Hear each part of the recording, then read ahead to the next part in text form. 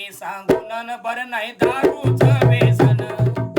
हे तुम्ही सांगून रे बर नाही दारूच व्यसन या दारूच्या व्यसना पायी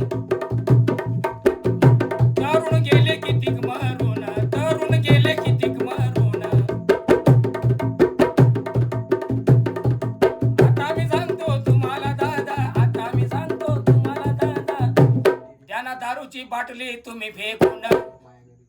बाटली तुम्ही फेकून द्या हो बाटली तुम्ही फेकून न बर नाही दारूच व्यसन